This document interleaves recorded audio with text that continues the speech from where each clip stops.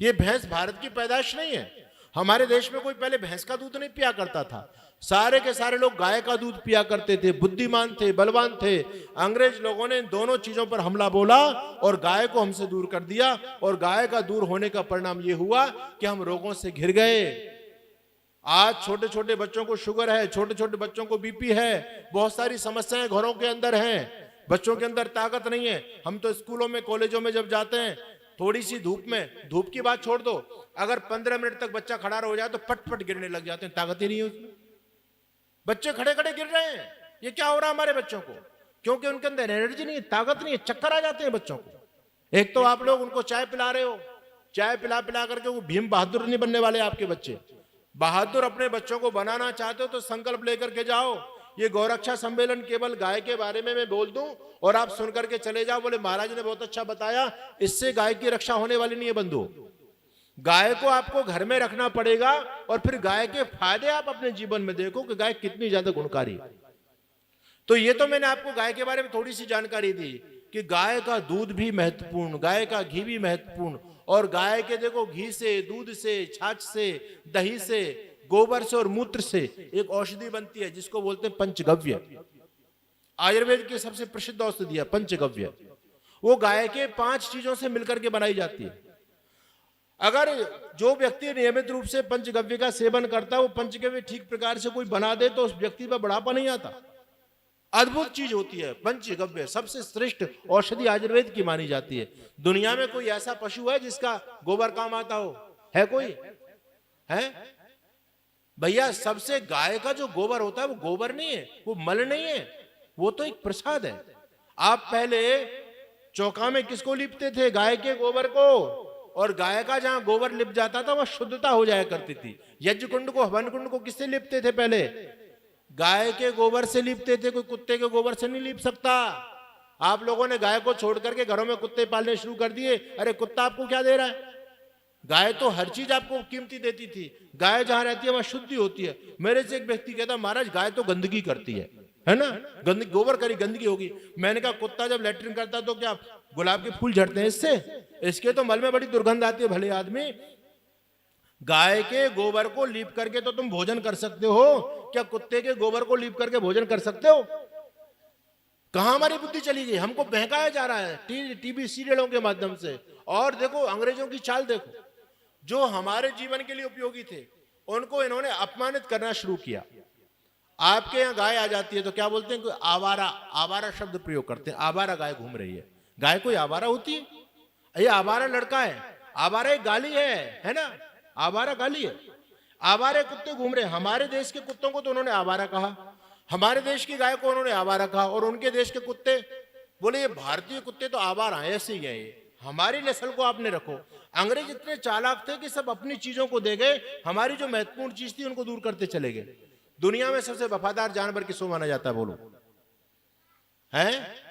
अब तो तुम सब गाय गाय ही बोलोगे है ना? हाँ देखो, घोड़े को भी लोग मानते हैं, कुत्ते को भी वफादार मानते, कुत्ता भी वफादार होता, हम उसकी निंदा नहीं कर रहे। कुत्ता भी एक प्राणी है, भगवान ने उसको भी पैदा किया है। कुत्ते के अंदर भी वफादारी का गुण मिलता है, घोड़े के अंदर भी वफादारी का गुण मिलता है, लेकिन गाय भी कम वफादार नहीं होती है।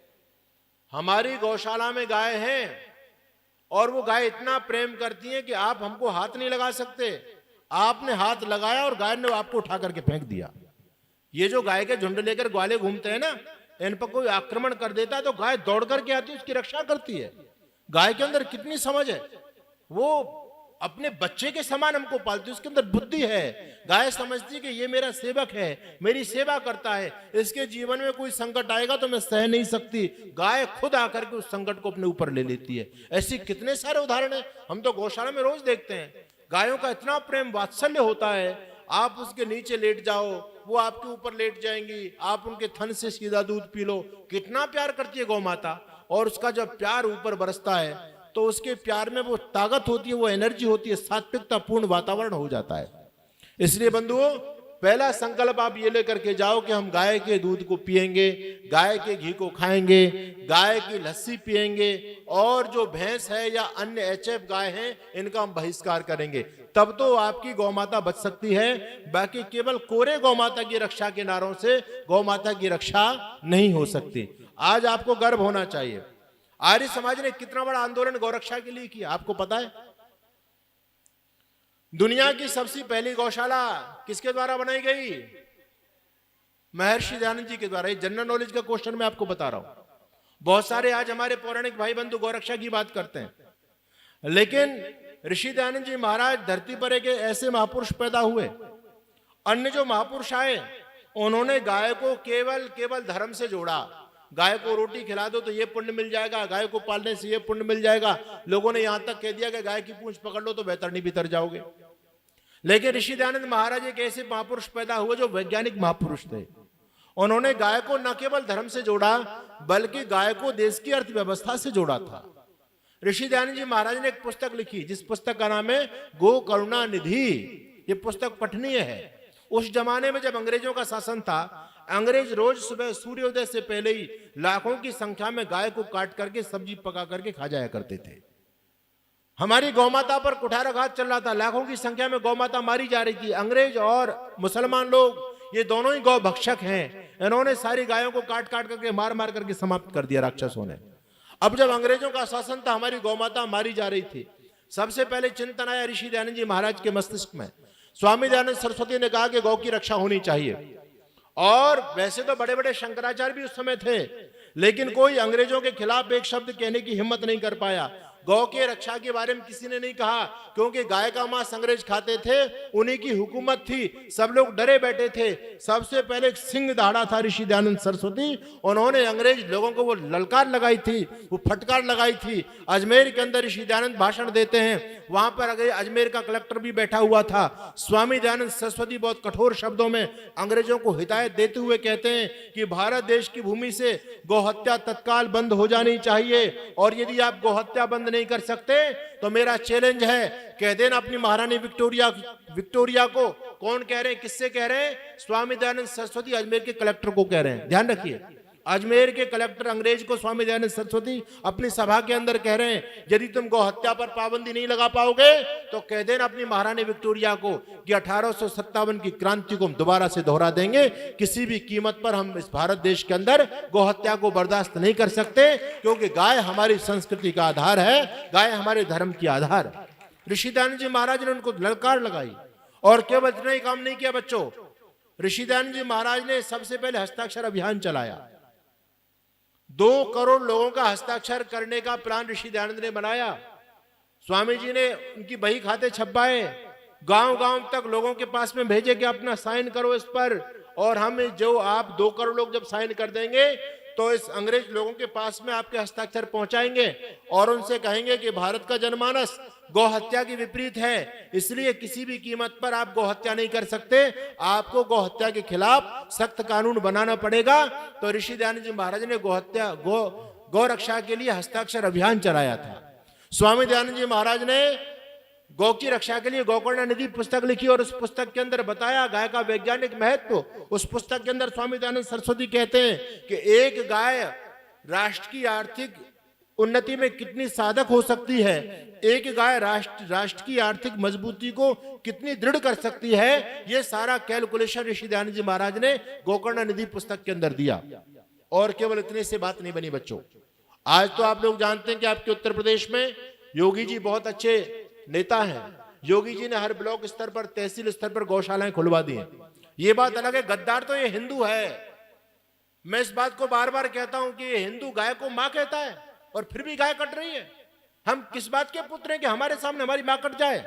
ये गद्दारी इस हिंदू के खून में है। अगर हिंदू ठान ले तो कोई काट नहीं सकता गाय को।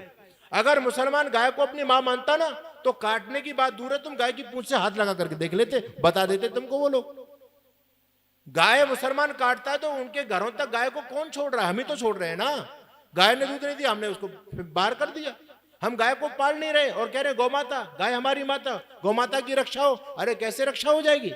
इसमें दोषी हम हैं। जो गौ हत्या हो रही है इसका दोषी हिंदू समाज है, क्योंकि मुसलमान गाय को मां नहीं मानता, क्रिश्चियन गाय को मां नहीं मानता। ये तो दोनों लोग गाय को पका करके खाने वाले लोग हैं। ये कभी गाय की रक्षा नहीं कर सकते। गाय हमारी है, हम इसको मां कहते हैं। हमारे शास्त्रों में जिसका वैज्ञानिक वर्णन प्राप्त होता है, हम फिर भी गाय की रक्षा नहीं कर पा रहे। ये दोष इस हिंदू समाज का है।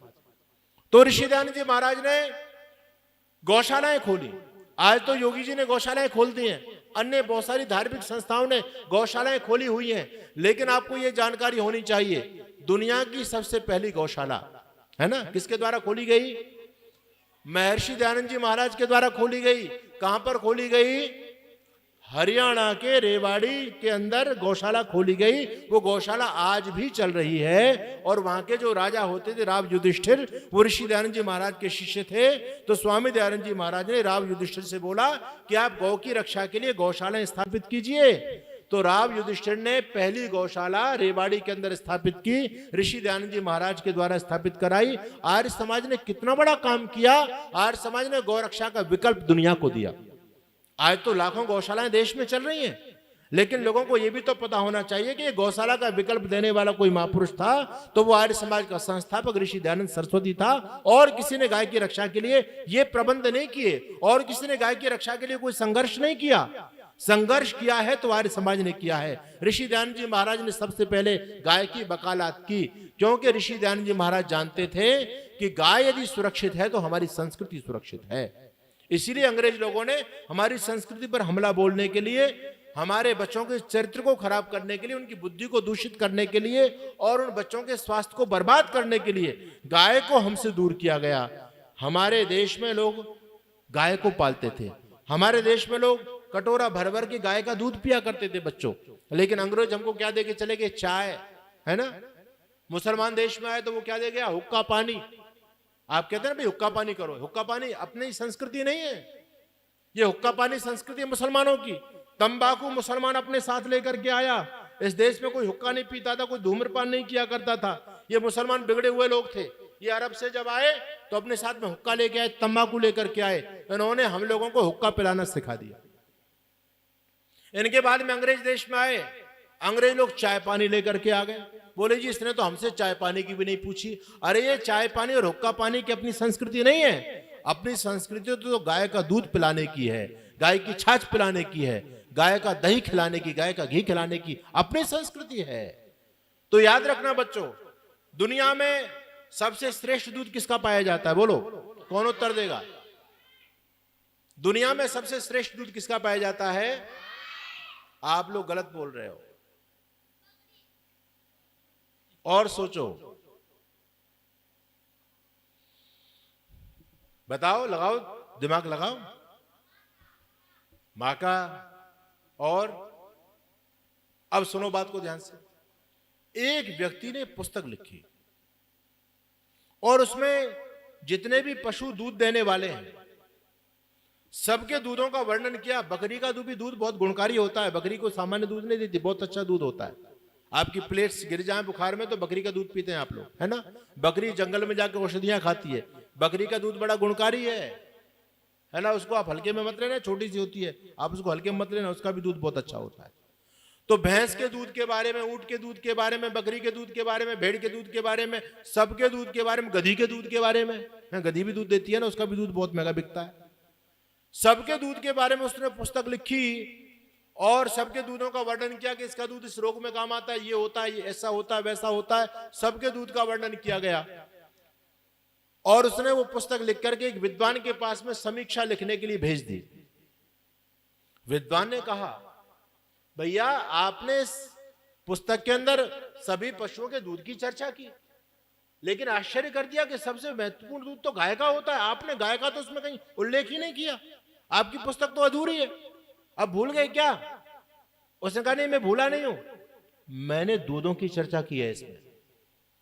गाय का दूध नहीं होता, गाय का तो अमृत होता है। ये दुनिया में जो दूध देने वाले प्राणी हैं, इनका तो दूध है, गाय का दूध नहीं है, गाय का अमृत है। और मैं तो कहता हूं भैया, तुम भैंस का दूध 5 किलो पिलाते हो अपने बच्चे को, गाय का दूध तुम पे इतनी व्यवस्था ना हो 250 ग्राम पिला देना, वो टॉनिक का काम करेगा। 250 ग्राम दूध गाय का दूध बेहतर है बल्कि 1 किलो भैंस का दूध पीने से, क्योंकि जो औषधीय तत्व गाय के दूध में होते हैं वो कभी भैंस के दूध में नहीं हो सकते, अन्य पशुओं के दूध में नहीं हो सकते। इसलिए तो हमारी गाय को मां कहा गया है। ये सामान्य बात नहीं है, लेकिन आज दुर्भाग्य है कि हमने खुद अपनी मां की दुर्गति करा रखी है।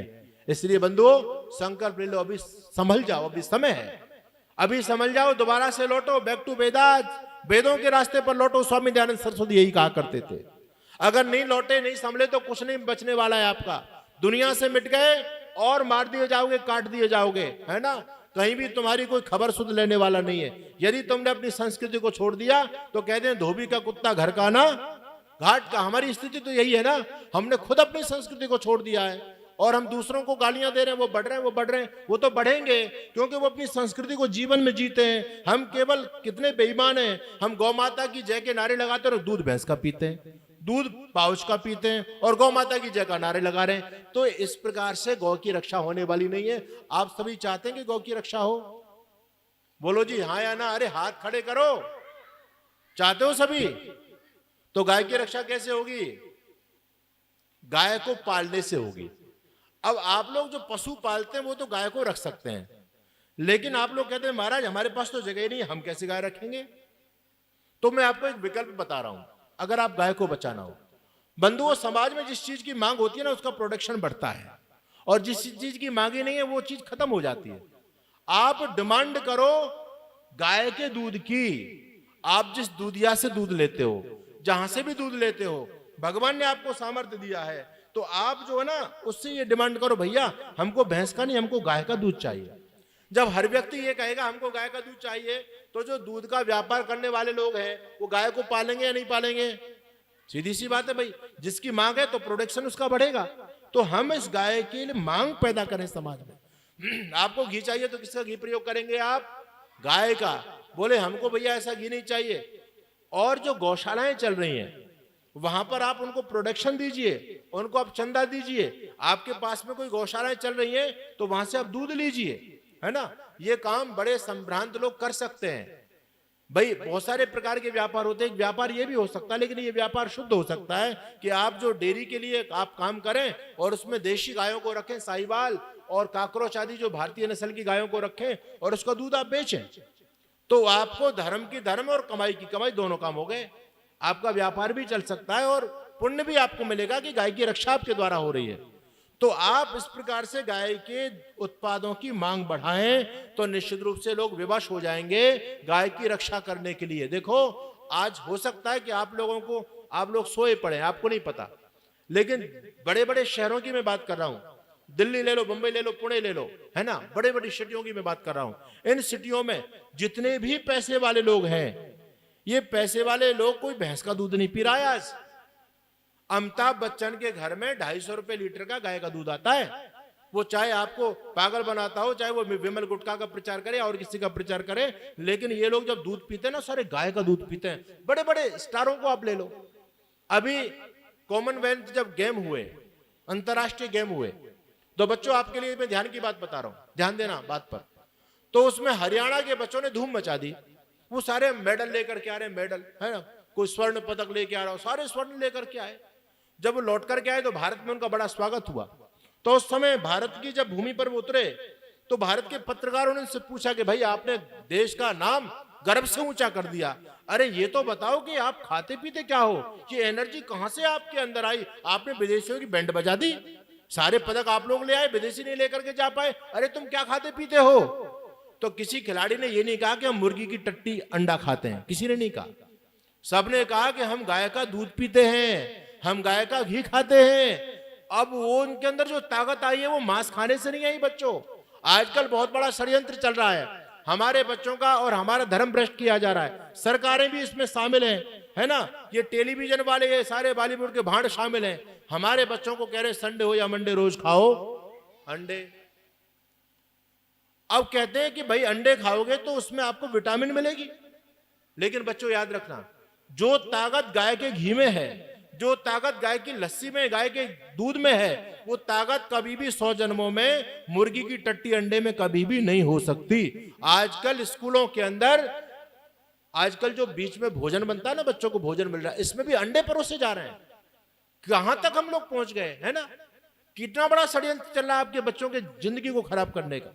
वो बड़े बड़े डॉक्टर उनको पैसा लेकर के बेवकूफ बना रहे हैं, बोले अंडे इनके मिड डे मील में शामिल कर दो, इन बच्चों को प्रोटीन मिलेगी। अरे अंडे में कोई प्रोटीन होती है क्या?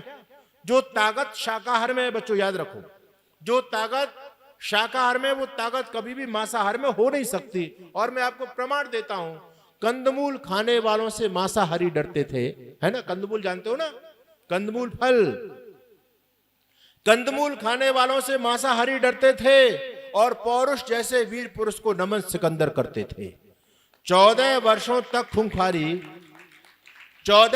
तक खूंखारी वन में जिनका धाम था, मन मंदिर में बसने वाला शाकाहारी राम था।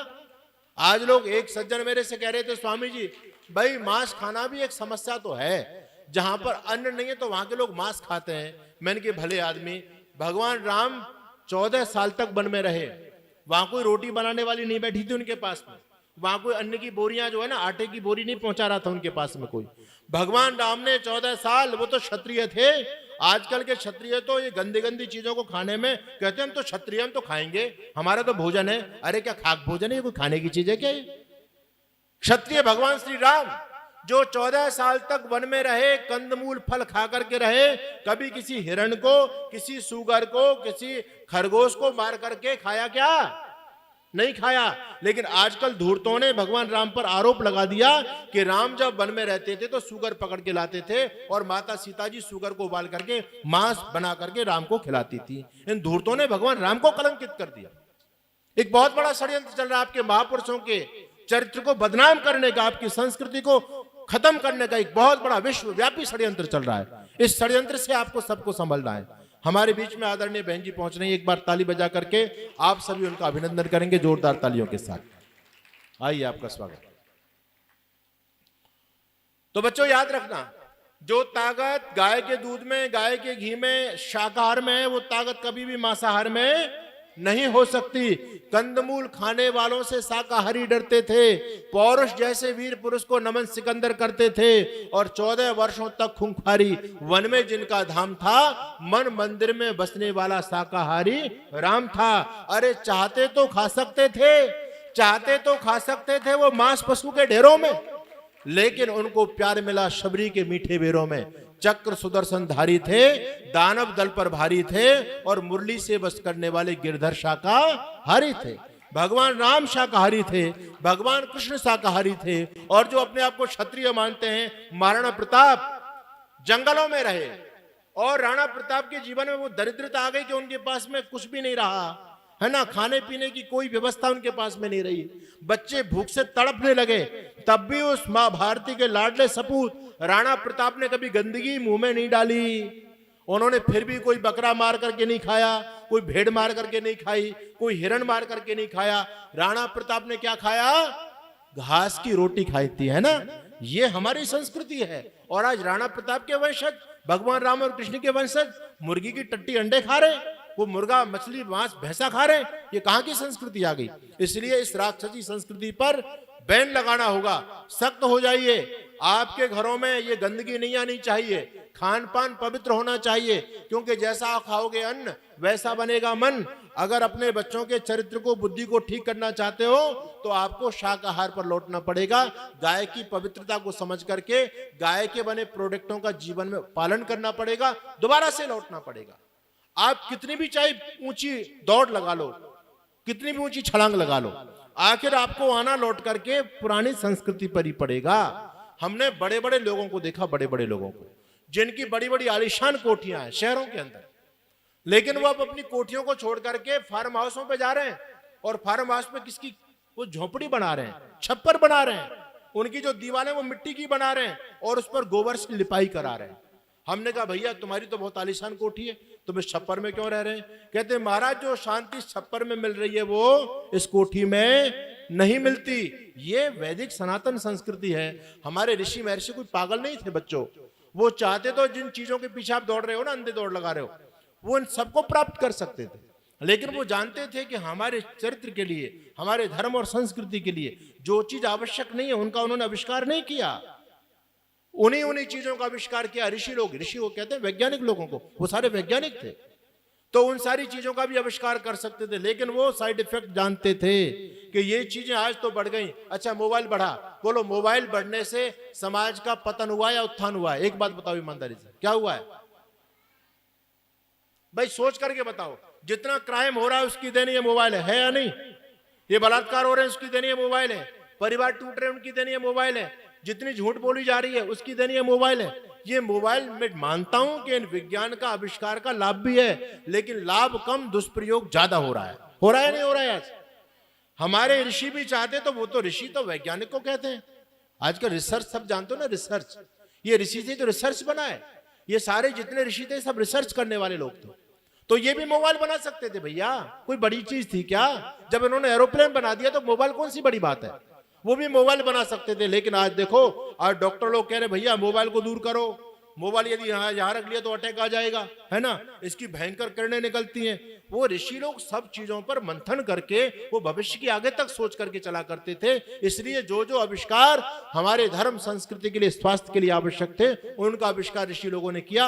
अनावश्यक चीजों को उन्होंने कभी भी महत्व नहीं दिया। ये भारत की संस्कृति है। तो मैंने ये गौरक्षा की बात आपके बीच में की है। तो भाई केवल ताली बजा करके मुझे खुश कर दोगे या गाय की रक्षा भी करोगे? बताओ।